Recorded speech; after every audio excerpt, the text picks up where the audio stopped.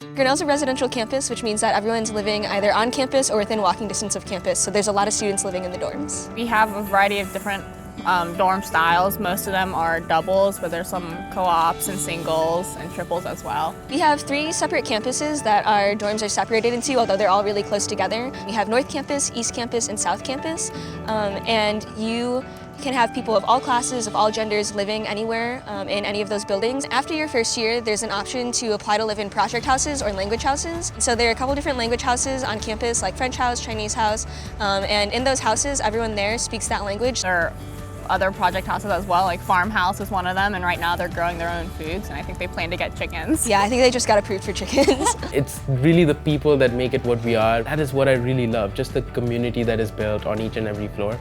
Especially as first years, where you'll have people come in and knock on your door, and then you'll introduce yourself to them, or they'll introduce themselves to you. Especially in the first couple weeks and months when we were getting to know each other, just kind of when we were maybe all getting back together, like at the end of the night, coming back from wherever we were, and then just kind of going and knocking on the other person's door, seeing if they're around, like hanging out for an hour or so before going to bed, just kind of having that nice chill space to spend time together. Each floor kind of creates their own rules in terms of when they want to go to bed, like quiet hours and such.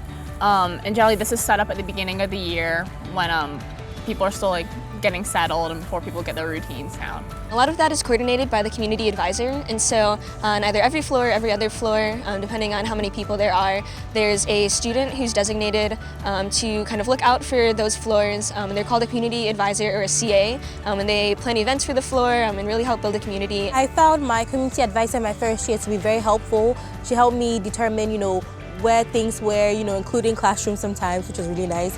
And she was just a great resource in figuring out, what resources I needed, where I could get to whether I could get it from Walmart, so I had to buy it online, and things like that. Also, fun fact, she helped me use my first laundry machine. So I hadn't used a laundry machine before.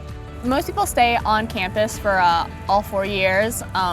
There are a few who go off campus during their 4th year, but for the most part, I think everyone stays on. And even the people who do live off campus are spending a lot of time on campus and are living really close. So I live off campus, but I just live a block from here, and it takes me less time to walk to campus than it does to walk across campus. Currently, I'm in a house 2 streets from campus. We call it unofficially Theater House because all of us met through theater productions. And I think that just being able to come home to having dinner with some of the most important people in your life, in your college career, having nights where you don't plan it, but everyone just happens to be home and you watch some horrible movie, those mean the world to me. This campus was already a home in and of itself, but that house is my home.